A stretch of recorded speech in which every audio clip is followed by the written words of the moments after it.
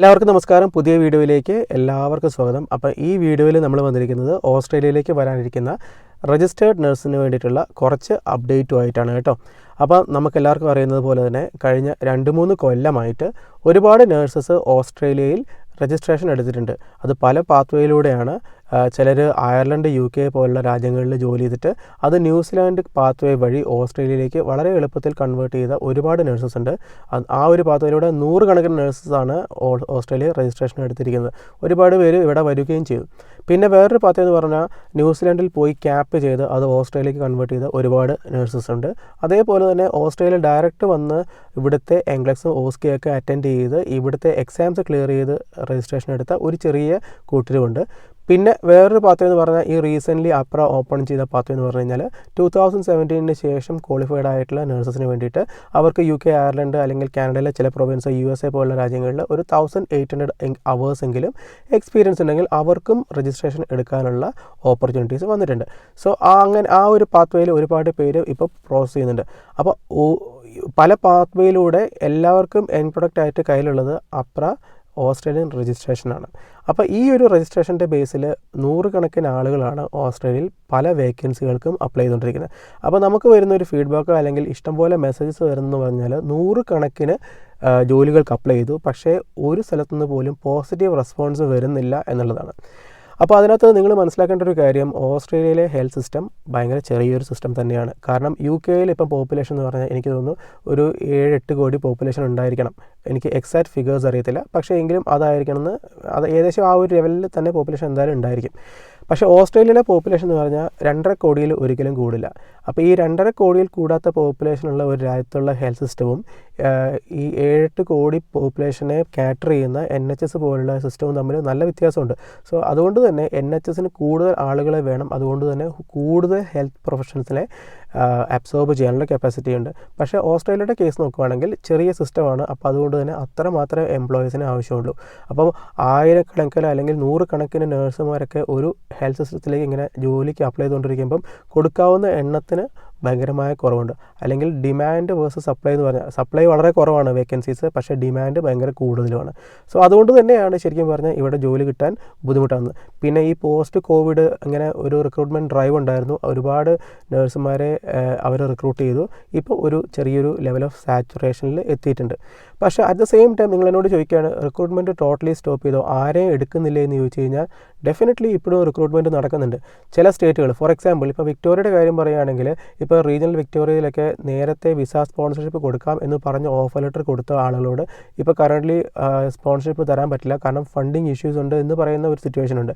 പക്ഷേ at the same time ഇപ്പം rural റീജിയനിലുള്ള അല്ലെങ്കിൽ റീജിയണൽ ക്വീൻസ്ലാൻഡ് അല്ലെങ്കിൽ റീജിയണൽ ന്യൂ സൗത്ത് വെയിൽസ് അല്ലെങ്കിൽ regional western Australia, northern territory, even southern ഓസ്ട്രേലിയയുടെ റൂറൽ റീജിയനിൽ വരെ പബ്ലിക് ഹെൽത്ത് സിസ്റ്റത്തിലേക്ക് തന്നെ ഇപ്പോഴും സ്പോൺസർഷിപ്പ് കൊടുക്കുന്നുണ്ട്.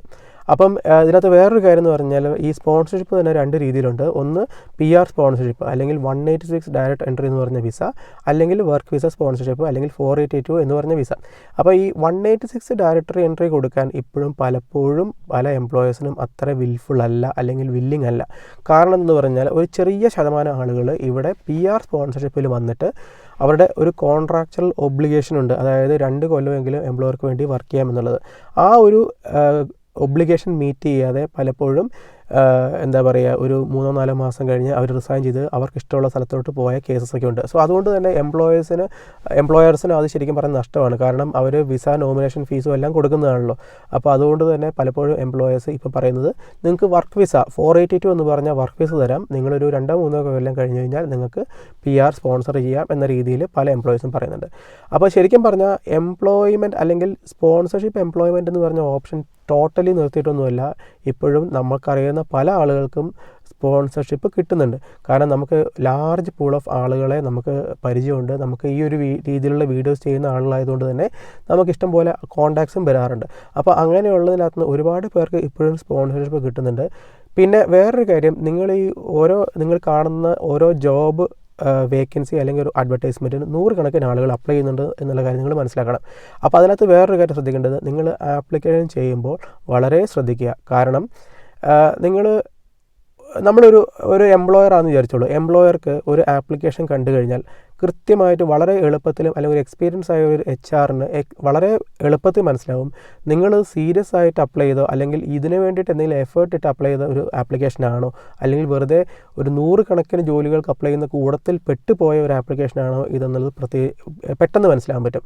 അപ്പോൾ നിങ്ങൾ ഒരു ജോലിക്ക് അപ്ലൈ ചെയ്യുമ്പോൾ ആ ജോലിക്ക് അനുസൃതമായി അല്ലെങ്കിൽ വേക്കൻസിയിൽ പറഞ്ഞിരിക്കുന്ന ജോബ് ഡിസ്ക്രിപ്ഷനും ഒക്കെ അനുസൃതമായി നിങ്ങളുടെ CV-യിലും കവർ ലെറ്ററും ഒക്കെ മോഡിഫിക്കേഷൻസ് ഒക്കെ വരുത്തിയിട്ട് അപ്ലൈ ചെയ്യുക.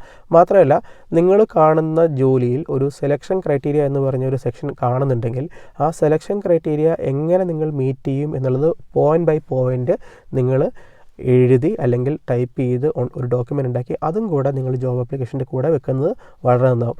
അപ്പോൾ ഇങ്ങനെ നമുക്ക് ഒരു 100 കണക്കിന് ആപ്ലിക്കേഷൻസിൻ്റെ ഇടയ്ക്ക് വളരെ സീരിയസ് ആണെന്ന് തോന്നുന്നതും സ്റ്റാൻഡ് ഔട്ട് ചെയ്യുന്ന ആപ്ലിക്കേഷൻസിനായിരിക്കും അവർ മിക്കവാറും ഒരു ഇൻ്റർവ്യൂ ഒരു സ്റ്റേജിലേക്ക് കൺസിഡർ ചെയ്യുന്നത്. സോ നിങ്ങൾ ജോബ് അപ്ലൈ ചെയ്യുക, നിങ്ങൾക്ക് ജോലി കിട്ടണം എന്നുണ്ടെങ്കിൽ ഡെഫിനറ്റ്ലി 100 കണക്കിന് അപ്ലൈ ചെയ്യാതെ അപ്ലൈ ചെയ്യുന്ന കാര്യങ്ങളിൽ കുറച്ച് സീരിയസ്നെസ് കൊടുക്കുക.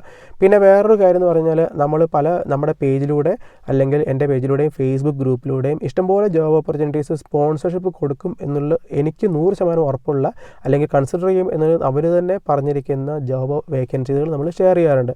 അപ്പോൾ അതുവഴിയും കുറച്ച് പേർക്കൊക്കെ ജോലി കിട്ടിയതായിട്ട് നമുക്ക് മെസ്സേജൊക്കെ വരാറുണ്ട്.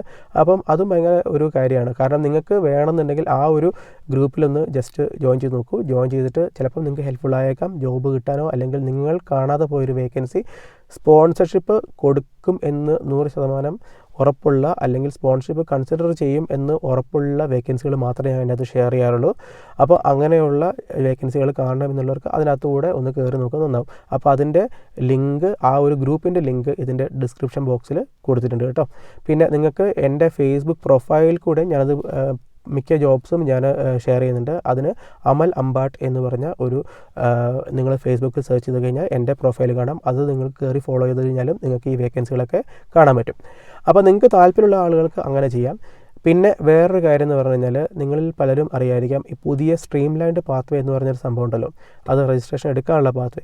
ആ ഒരു പാത്വേയിൽ എങ്ങനെയാണ് അതിൻ്റെ പ്രോസസ്സിങ് എന്ന കാര്യത്തിൽ പലർക്കും സംശയമുണ്ട്. കാരണം അതിനെപ്പറ്റി കൂടുതൽ അപ്ഡേറ്റ്സ് ഒന്നും അപ്ര പുറത്ത് വിട്ടിട്ടില്ല. അപ്പോൾ അതിനകത്ത് എങ്ങനെയാണെന്ന് പറഞ്ഞു കഴിഞ്ഞാൽ നിങ്ങൾ ലൈക്ക് അപ്രയുടെ ഡെസ്ക്ടോപ്പ് അസസ്മെൻറ്റ് ചെയ്യുക, അതിനുള്ള ഫീസ് അടയ്ക്കുക, പിന്നെ ഓറിയൻറ്റേഷൻ ചെയ്യുക. അതിനുശേഷം നിങ്ങൾ ആ ഒരു എലിജിബിലിറ്റി റിക്വയർമെൻറ്റ്സ് ഉണ്ടല്ലോ, അതായത് 2017 ശേഷം ക്വാളിഫിക്കേഷൻ കഴിഞ്ഞിരിക്കണം, പിന്നെ എക്സ്പീരിയൻസിൻ്റെ കാര്യത്തിൽ അങ്ങനെയുള്ള കുറേ ക്രൈറ്റീരിയ ഉണ്ട്. ആ ക്രൈറ്റീരിയകൾ പ്രൂവ് ചെയ്യുന്ന പോർട്ട്ഫോളിയോ അപ്രയ്ക്ക് സബ്മിറ്റ് ചെയ്യണം. അതിനുശേഷം അസസർ നിങ്ങളുടെ ആപ്ലിക്കേഷൻ അസസ് ചെയ്തിട്ട് നിങ്ങൾക്ക് രജിസ്ട്രേഷൻ തരും.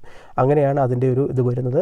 അപ്പോൾ അതിനെപ്പറ്റിയുള്ള കൂടുതൽ ഡീറ്റെയിൽ ആയിട്ടുള്ള വീഡിയോസ് വേണമെന്നുണ്ടെങ്കിൽ നിങ്ങൾ കമൻറ്റ് ചെയ്യുക, ഞാൻ അതിനെപ്പറ്റി ഒരു ഡീറ്റെയിൽഡ് വീഡിയോ ചെയ്യാം. അപ്പം ഇതൊക്കെയാണ് ശരിക്കും പറഞ്ഞാൽ ഓസ്ട്രേലിയയിൽ നഴ്സിംഗ് രംഗത്ത് ഇപ്പോൾ ഉള്ള ഒരു സിറ്റുവേഷൻ.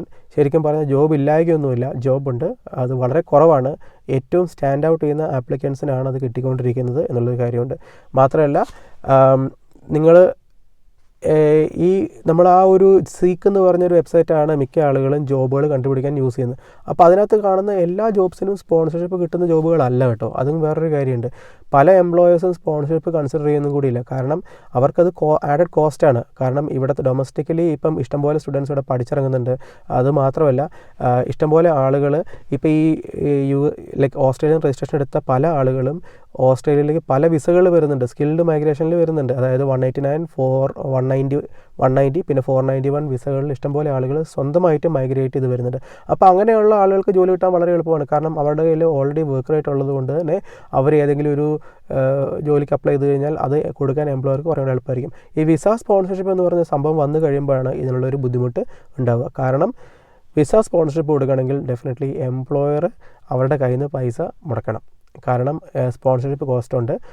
അപ്പോൾ അതുകൊണ്ട് തന്നെ പല എംപ്ലോയേഴ്സിനും അതിന് മെനക്കെടാതെ ഇവിടുന്ന് തന്നെയുള്ള ആളുകളെ ഇങ്ങനെ പുതുതായിട്ട് മൈഗ്രേറ്റ് ചെയ്ത് വരുന്ന ആളുകളെ എടുക്കാനായിരിക്കും താല്പര്യം. അപ്പോൾ പിന്നെ വേറൊരു കാര്യമുണ്ട്, രജിസ്ട്രേഷൻ ഉണ്ടെങ്കിൽ നിങ്ങൾ ഓസ്ട്രേലിയക്ക് വരാൻ ഡെസ്പറേറ്റ് ആണ് എന്നുണ്ടെങ്കിൽ സ്കിൽഡ് ഇൻഡിപെൻഡൻറ്റ് മൈഗ്രേഷൻ പാത്വേ ഇങ്ങോട്ട് നോക്കുക. അതായത് നിങ്ങൾ പോയിൻറ്റ് ബേസ്ഡ് സിസ്റ്റത്തിലൂടെ നിങ്ങൾ കടന്നു പോയി ഇൻവിറ്റേഷൻ എടുത്ത് ഇവിടെ വരുന്ന രീതി. അതിനും ഇപ്പം ശരിക്കും നല്ല കോമ്പറ്റീറ്റീവ് ആണ്. കാരണം പൂളിൽ ആയിരക്കണക്കിന് നഴ്സുമാർ ഇതിന് ഇൻവിറ്റേഷന് വെയിറ്റിംഗ് ആണ്. അതുകൊണ്ട് തന്നെ ഹൈ പോയിൻറ്റ്സ് ഉള്ള ആളുകളെയാണ് എടുത്തുകൊണ്ടിരിക്കുന്നത്. അപ്പോൾ പോയിൻറ്റുകൾ കൂട്ടാനുള്ള എന്തൊക്കെ ഓപ്പർച്യൂണിറ്റീസ് ഉണ്ടെന്ന് നോക്കുക. നമുക്ക് ഇംഗ്ലീഷ് ടെസ്റ്റിലൂടെയോ അല്ലെങ്കിൽ ലാംഗ്വേജ് ടെസ്റ്റിൽ ബെറ്റർ സ്കോർ നേടിയിട്ടോ അങ്ങനെയുള്ള കാര്യങ്ങളിലൂടെ നിങ്ങൾക്ക് പോയിൻ്റ് കൂടുതൽ എടുക്കും തോറും ഇവിടെ ഇൻവിറ്റേഷൻ കിട്ടാനുള്ള ചാൻസസും കൂടിക്കൊണ്ടിരിക്കും. അപ്പം ഈ വീഡിയോ ഇഷ്ടപ്പെട്ടെന്ന് വിചാരിക്കുന്നു. ഇതുപോലുള്ള വീഡിയോസ് ഇഷ്ടമാണ് നിങ്ങൾ കമൻറ്റ് ചെയ്യുക. വീണ്ടും പുതിയ ഇൻട്രസ്റ്റിംഗ് വീഡിയോസ് ആയിട്ട് നമ്മൾ വരുന്നതായിരിക്കും. Thank you.